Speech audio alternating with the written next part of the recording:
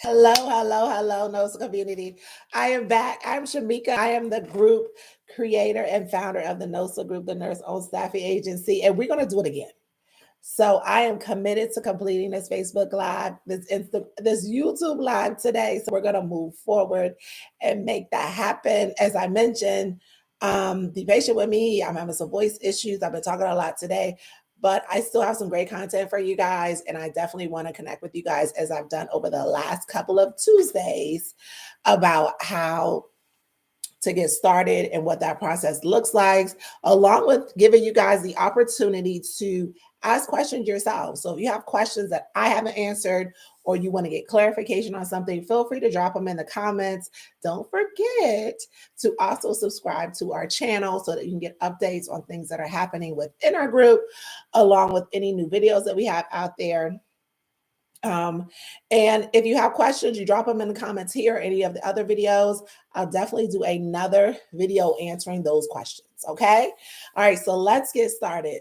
So we have 5 more questions. We're doing the last 5 questions of the 5-part series. I've had an exciting time doing this series for you guys because I think it's important and key to have information, as much information as possible prior to getting started. So, our question we have today is, how do you manage employees? I have a whole section dedicated on my Facebook business page where we talk about what that process is like, because the transition from employee to employer is a true transition.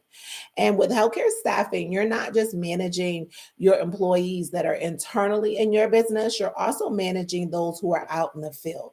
So being a person and or having a partner, if you have a partner that has strong communication skills, can deal with difficult conversations, can effectively communicate in writing and verbally, are really key things. That have patience and understanding, not easily offended, can have the ability to have critical thinking and see both sides of a situation, really matters, because anything can happen at any time.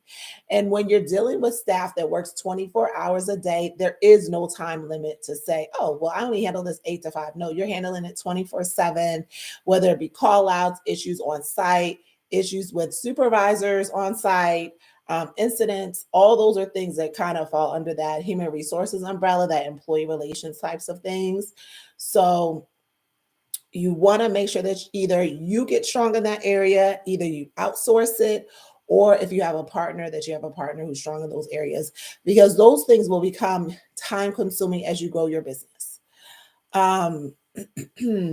And also, like I mentioned before, being patient with yourself. Making that transition also means that you have to make a mindset switch where your focus isn't about always just meeting the needs of the employees, but also meeting the needs of the business. Another great thing that you need to do, and I think I shared this also, is you want to connect to organizations that support you in your journey in understanding and being comfortable and effective with managing employees. Those are organizations like SHRM, SHRM.org, Society for Human Resources Management. You may want to get with a mentor or a support person. Maybe some of those duties you may want to outsource. So you really want to have a good, strong plan when it comes to like managing your employees, in addition to your policies and procedures and employee manuals, because sometimes early on you can be hit with lots and lots of issues, or sometimes early on you may not have many issues. But to be honest, in this climate with COVID and so many things different happening, 9 times out of 10, early on you'll be hit with issues. There could be performance related issues, there could be issues with your client, incidences at facilities. So you really want to have a strong handle over this so that it doesn't overtake you. Like I mentioned before, you can always outsource this particular task, but make sure that whomever you decide to outsource it to has those skills as well. The next question is, can I work the business too? And this question comes up a lot, mostly because as nurse professionals, it's easiest to work the business yourself, because my notion is, and a lot of other notion is, I know that I'm going to show up on time. I know that I'm going to do an amazing job. I know that I can deal with difficult situations. Working the business as a NOSA isn't necessarily sustainable over time because the idea is that you actually operate as an agency. But if you're interested in being like an independent contractor or what we call a ICOSA, that's definitely something viable. Some things to know in making that decision. One, you want to make it early on at the point that you're establishing the business and the entity. Am I going to be a independent contractor or am I going to run an agency? To then from there, you want to make sure that you have in line those resources and things to make sure that that happens so that your entity is set up properly to do that. If you are going to work as an independent contractor, same thing applies. How are you going to get contracts? How are you going to handle payroll? All those things are still applicable. As an agency owner who works the business early on, you want to think about, hey, how far into the business is my intended time to stop working the business? Am I going to work nights? Am I going to work weekends? What's feasible from a time standpoint of view? And whenever you are or whenever you decide to make that transition from working the business maybe a couple of days here and there to not working the business at all, you want to kind of create a transition for yourself. I tell people working the business is a good idea. It's a viable option. Depending on where you are, it's a viable option to help you build up capital. It's a viable option to also network and recruit at the different places that you choose to work on different clients. So it's definitely a viable option. What some people may find themselves in is working too much of the business on the exterior side and not putting as much time and focus on the interior side of the business. So making sure that there's a plan for that is important. And you want to make sure that it's in writing to say, hey, in 3 months and 6 months and 15 weeks, 13 weeks after this contract, that you're actually transitioning out so that you can focus on some of your more income producing activities, which will be marketing your business, connecting with your clients, following up with clients, getting new contracts, adding more staff. When I talk about staff, I'm really talking about internal staff versus employees. I'm referring to actual staff that go out to work, external staff. So bringing on more staff members and then growing the business. So the next question is, how do you find the right service providers? So in this particular industry, like most others, there are lots of service providers and lots of options around who would run your payroll. Do I run it in-house? Do I get a company to run it? Who would manage your human resources related matters? Do I do it in-house or do I outsource it? Same thing applies with accounting. It typically, most people do their background investigations and those types of things are outsourced, but that's also something that you may want to determine, is it better to do it in-house or outsource it? And then anything around compliance related stuff, you also want to kind of determine whether that's something you want to do internally or externally. And then finally, scheduling. So is it something that you want a system to do? So those are all things to think about early on. So is it something that I want to do either in-house always early on or transition it out in the future and then kind of place it on a track from there? So if, for instance, we did recruiting in-house, we didn't outsource it.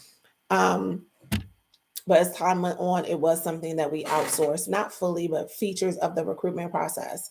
So that was something that, hey, once we hit this point, once we hit 6 months, we have so many applicants, we want to kind of automate some of the process through a credentialing system or through some sort of software that'll kind of gather the information, start the conversation, and get going.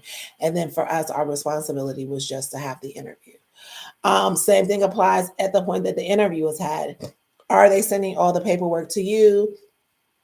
Or are you giving them access to a portal where they can just drop the information in there and all that you're providing is a login and password, which is definitely a great idea. Same thing with the payroll. Are you running the payroll in-house or once your employees complete their hours and submit their time cards and it's approved, that information is pushing over to another system that is, calculating and generating actual pay for those employees on the designated day.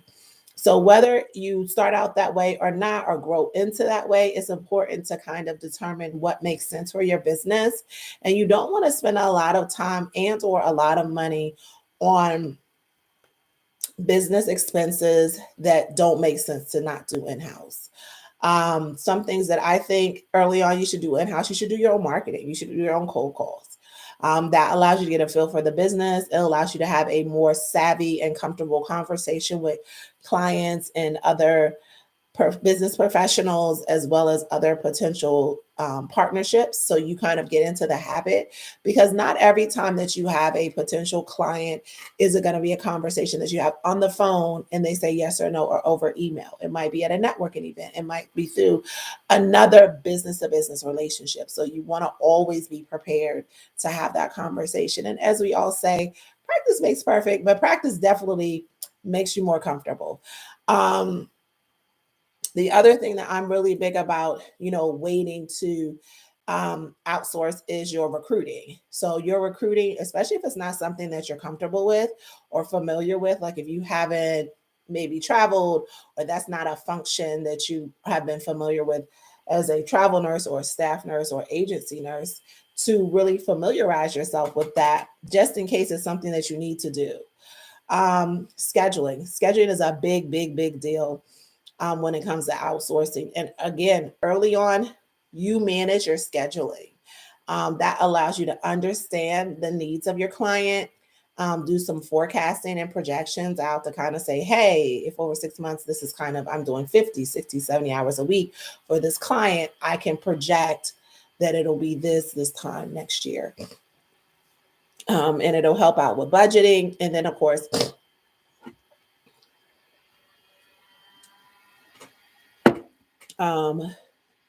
the last part around your accounting, same thing. You want to kind of determine, hey, am I going to use an in-house accounting? Am I going to have a team? Am I going to use software? So you really want to think through what makes sense. And the reason I say not to be so quick to put all of those things into a platform or begin to pay for it versus try to manage it internally is because it can be very costly. Some of these platforms can be $300, $400, $500 a month. And that's money that the business may need in the beginning. And these are things that I think you can grow into. Some things that I think traditionally are outsourced: your insurance. It's not something that you can do yourself. You need a broker. So you're going to have to, work through a broker of some type to get your insurance. Usually your compliance related stuff, when it comes to background investigations and drug screening, that's something that's typically outsourced. You can outsource it either through a third party, like a company that handles everything through a portal, which I think is a great convenience, or you can work directly with some of your traditional companies that do a lot of the drug screening, like LabCorp and Quest and Concentra and Patient First, or, which is definitely a viable option, if you can offer the service, like in your particular state, if that's something that you can do, that's something worth looking into, or work with a company locally to provide those services, which typically will be a lot cheaper than if you go with some of the bigger companies that do it. So an example of that would be if I'm local to, let's say, Delaware, and I know that I have a nurse practitioner in the area that does drug screening and other tests, TB testing and things of that nature, I would approach that person first to provide those services and kind of negotiate rates before I would go to a third party or directly work with LabCorp and Quest. And then LabCorp, Quest, or that third party would be something that I would plan to grow into, because you have to pay fees, you have to pay servicing fees to use all those platforms as well. So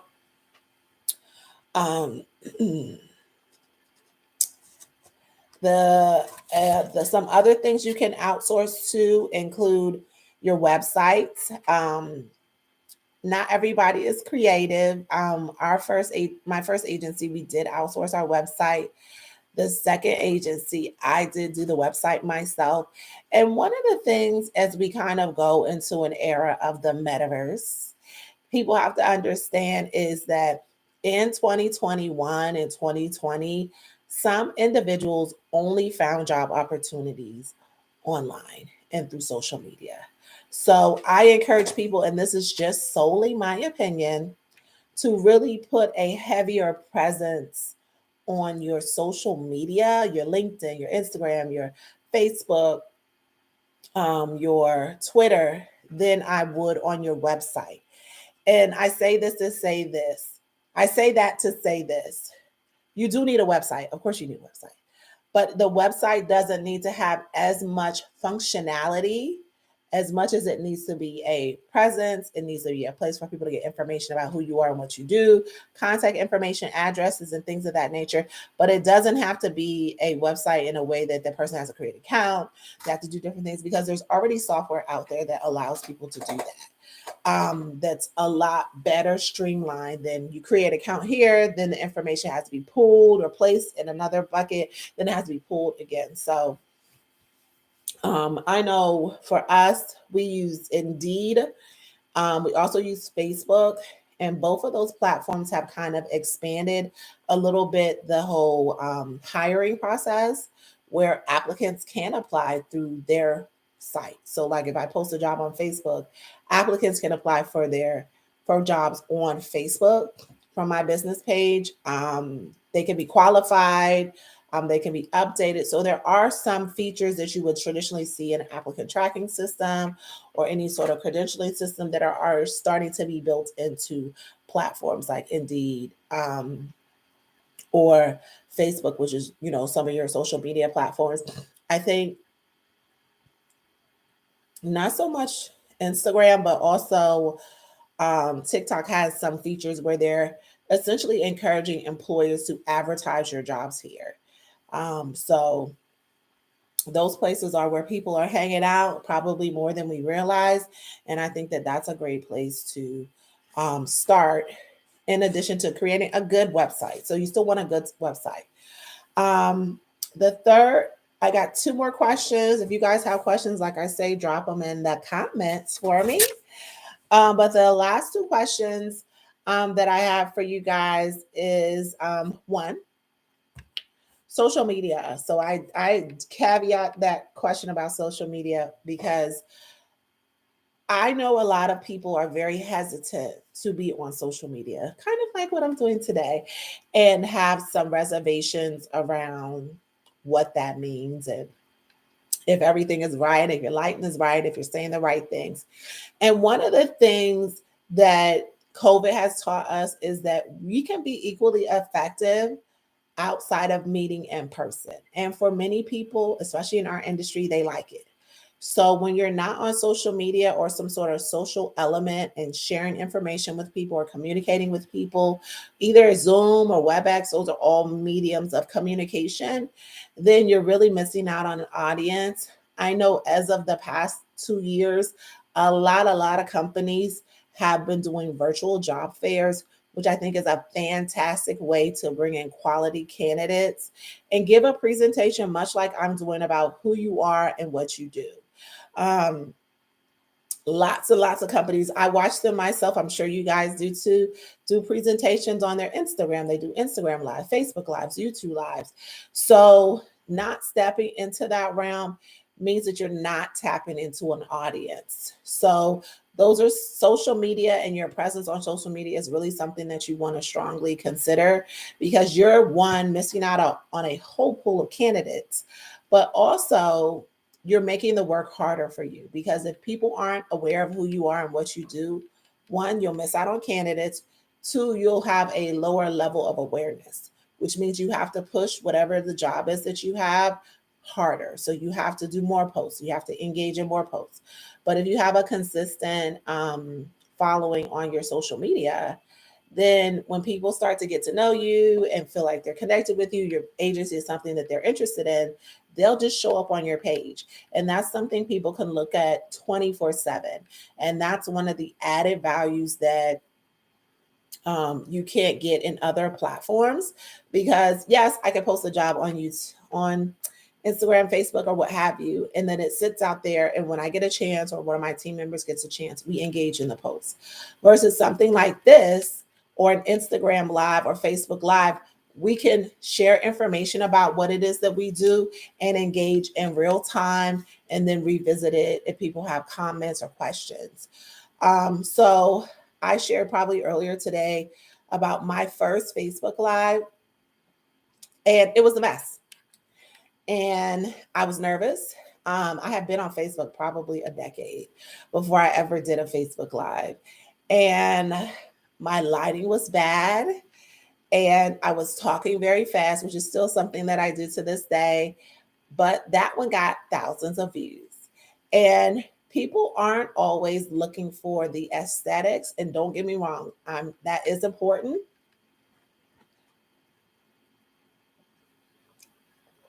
As much as they're looking for good content, consistent good content.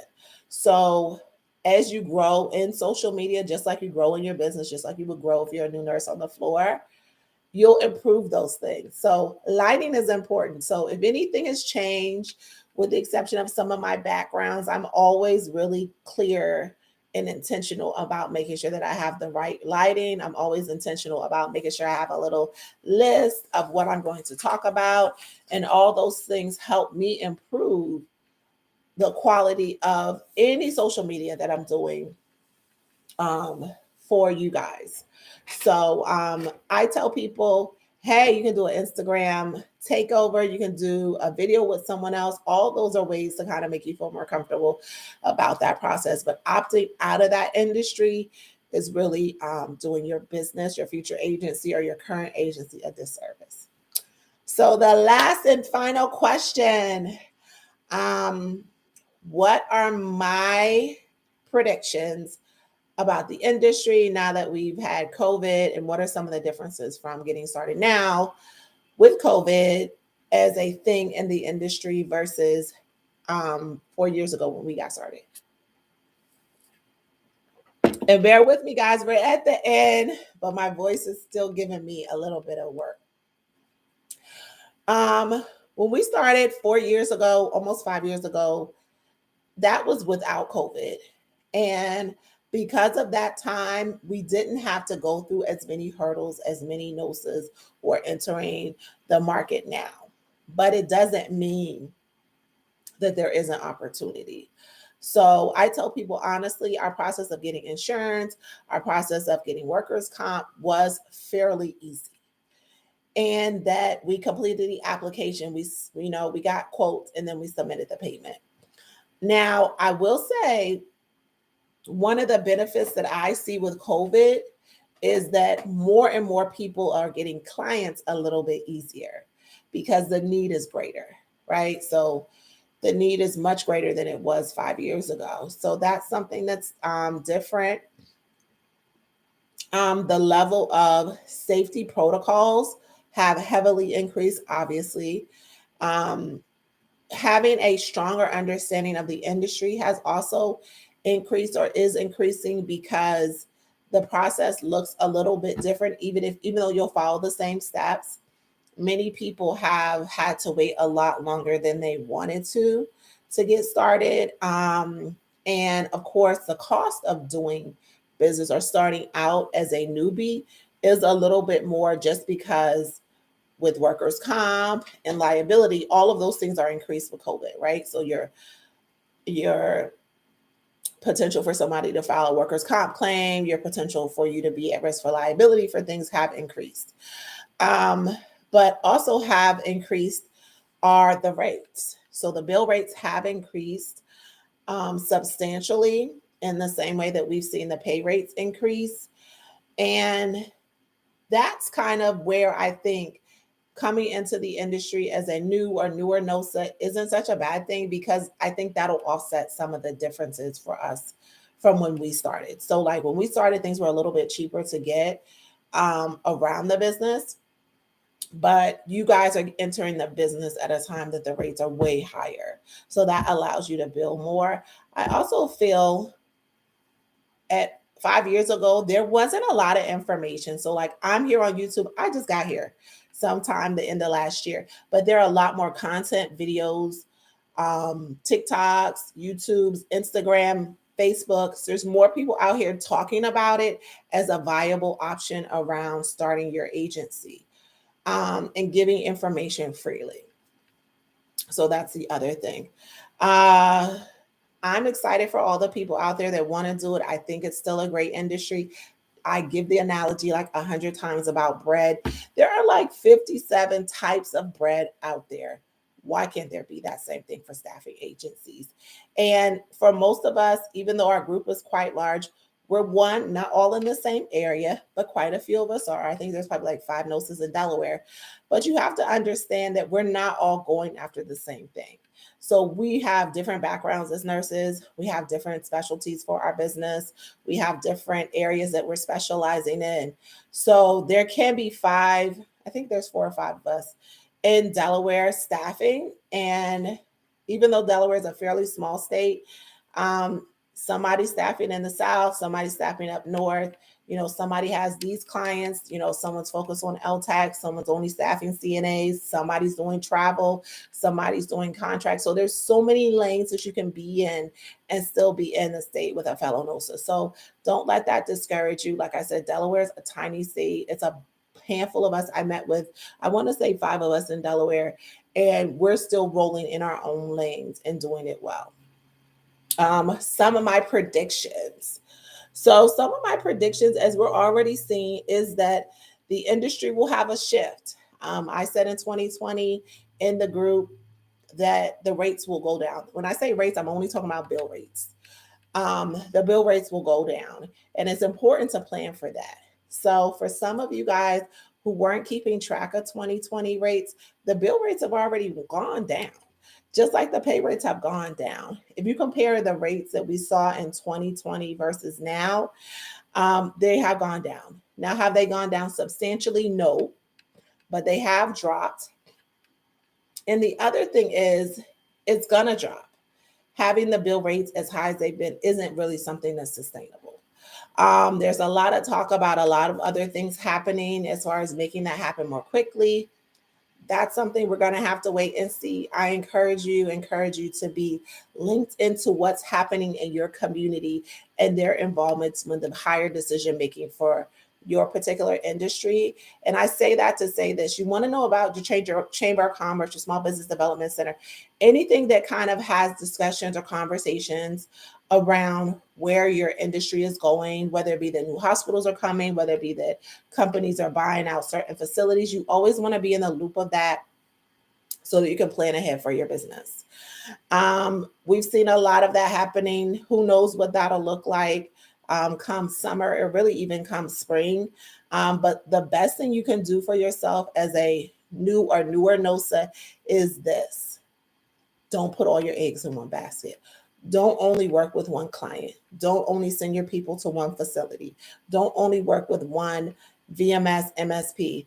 Don't only work in one area. So this is really the time so that you can sustain the shift that's coming, to branch out a little bit. And it doesn't mean you have to branch out of the state. Branching out of the state is something that I would encourage people to do if you're ready to do it, but it could be branch out into other areas. Healthcare is a billion, maybe $1 trillion industry. Environmental services, dietary, pharmacy, lab, those are all part of healthcare. So don't make your sole focus when it comes to healthcare only about nursing. Nursing's gotten a lot of attention, and with that attention comes a lot of new agencies. Me, myself as a nurse, and others have seen agencies we've never heard of. I traveled for about 5 or 6 years, around 2013, 14. And some of the agencies that are in the travel nurse market are agencies you just never heard of. And part of that is because there's opportunity there, but also they're willing to kind of do the work to make sure that their business is successful and clients are successful. But just like the COVID bill rates aren't something that's sustainable over long times, those agencies will go away. Some agencies popped up just because there's an opportunity. So they will not necessarily sustain over time. But if you want yours to, you want to make sure that you diversify your portfolio and have a variety of clients, work with a variety of specialties in healthcare, do a variety of things. There's been NOSAs that have done COVID testing, open up CLIA labs, start a CNA school. So you always want to think about what else can you do that'll add value to your business. So that's all I have for you guys.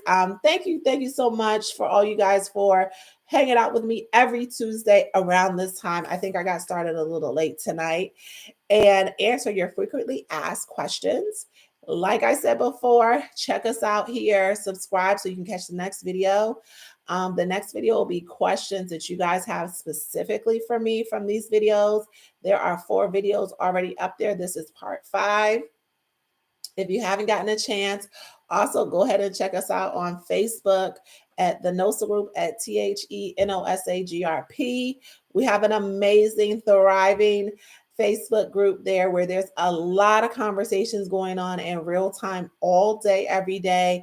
I'm super excited and glad to see us grow into being a group that's representative throughout the United States and allows us to all have experiences as well as to connect, network, collaborate, partner with each other, and continue on this journey of the nurse-owned staffing agency. Thanks.